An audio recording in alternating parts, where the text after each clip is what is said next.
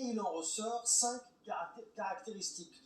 La première, c'est un électorat radical et idéologiquement très marqué. 65% de ceux qui se prononcent pour Éric Zemmour se disent radicaux ou très radicaux, contre 31% pour les Français en général dans cette étude. C'est un électorat qui a deux préoccupations centrales. L'immigration, à 75% contre 29% chez les Français en général.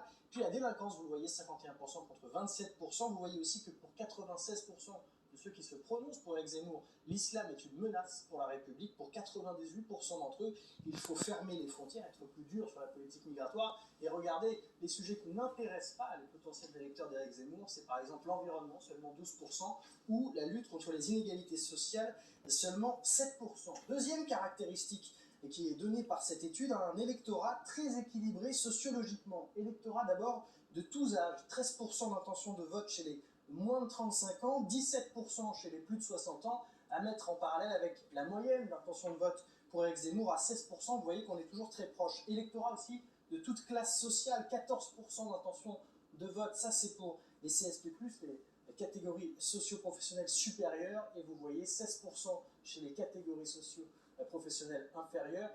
Et vous voyez qu'on est toujours dans cette marge de la moyenne de 16%. Électorat aussi de tout niveau de diplôme, c'est très intéressant, ça, parce que c'est là qu'on voit qu'il apparaît clairement qu'Emmanuel Macron est le candidat de ceux qui sont diplômés, que Marine Le Pen, à l'inverse, est plutôt la candidate que ceux qui sont moins diplômés, faiblement diplômés. Et regardez Éric Zemmour qui se situe à chaque fois en se maintenant dans une espèce de stabilité. Alors 12% parmi les moins diplômés, 17%, 17%, 18%, et puis chez les plus diplômés, ça ne descend jamais très bas, 14% d'intention de vote à partir de Bac plus 3 et jusqu'à ensuite Bac plus 5 et en plus et diplôme supérieur. Cet équilibre peut s'expliquer, ça c'est un autre graphique très intéressant donné par la Fondation Jean Jaurès, c'est comment l'électorat Éric Zemmour s'est formé, à partir de quel type d'électeur par rapport au vote de 2017. Et vous voyez qu'on a des abstentionnistes ou des votes blancs ou nuls, 19% des électeurs Éric Zemmour, des potentiels électeurs, 35% presque de ceux qui avaient voté Le Pen au premier tour en 2017, 25% de ceux qui avaient voté Fillon. Il y a aussi un peu de Dupont-Aignan, ça on s'en doutait un peu, mais regardez, il y a aussi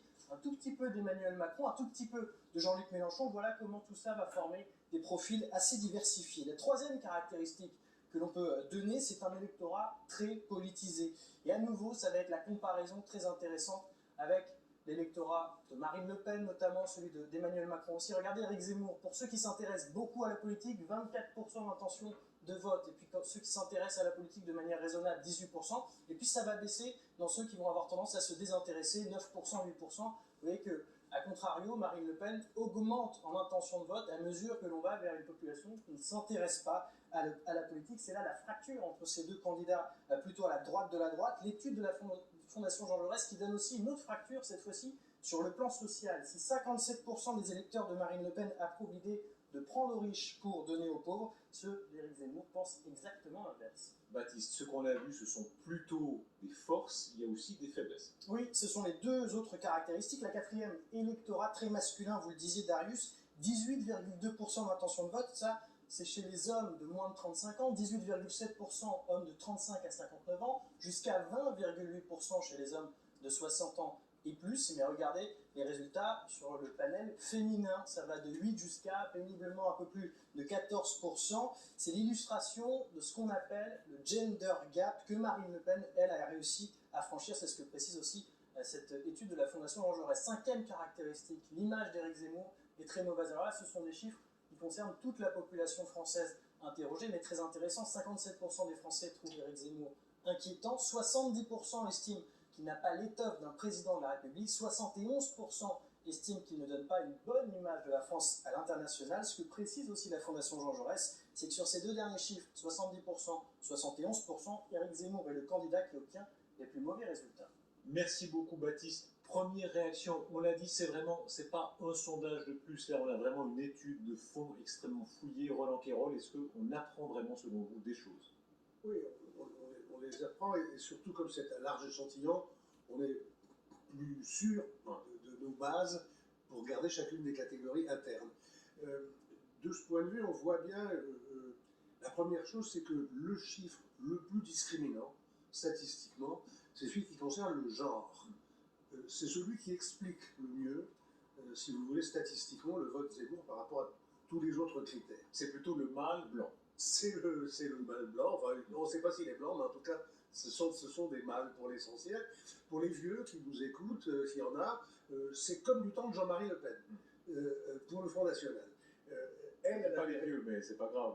bon, elle avait réussi, Marine Le Pen, à faire de féminiser son électorat et d'avoir quelque chose d'assez équilibré depuis ces 10 dernières années. Bah, du côté de Zemmour, non, on revient à une extrême droite qui est d'abord masculine. Il faut dire que ce qu'il dit sur les femmes dans ses différents écrits n'est pas spécialement, forcément, une aide pour lui. On se rappelle, pardon Roland, je me permets, à l'époque de Trump, ça l'avait desservi, n'est-ce pas? Il y a l'électrice américaine qui par moments s'était détournée d'eux. Vous savez, il y a quand même 53% de nos électeurs sont des femmes, donc si vous avez fort manque d'électorat féminin, ça ne peut que se voir à la fin. Donc ça, c'est la seule chose qui soit franchement claire. Le reste, ben, il est celui qui a, juste en même temps que Macron, mais Macron à un niveau nettement plus haut, ils sont les deux électorats qui sont sociologiquement assez représentés dans toutes les catégories, et presque également dans les catégories. Comme si vous preniez l'ensemble des Français, sur le plan sociodémographique, et vous coupez dans le sens transversal tous ceux qui disent ben, moi je suis pour l'extrême droite, car ils se disent d'extrême droite. Et vous avez du coup des Français de tout genre, mais c'est l'opinion qui les caractérise et non pas leur sociologie. La plupart de nos électeurs, de différents candidats, ils ont un tropisme. Le tropisme des gens qui votent pour la droite modérée, c'est plutôt des personnes âgées. Dans les personnes âgées, ils ne franchissent pas 5% des Français, quels que soient les candidats LR. Le tropisme pour la gauche, c'est les classes moyennes, urbaines. Le tropisme pour les écologistes aussi. Ben, le tropisme pour Zemmour n'existe pas, il est présent à peu près partout. En comparaison avec Marine Le Pen, et c'est peut-être la dernière chose que je voudrais mentionner, en comparaison avec Marine Le Pen, il est nettement moins présent dans les catégories populaires. Et nettement plus présent dans les catégories de gens qui ont fait des études supérieures. Et alors, chez les ouvriers et les employés, il a un vrai manque, et c'est quand même des gros bataillons électoraux encore. Ce côté très désinhibé, on dit radicalité, des gens très politisés.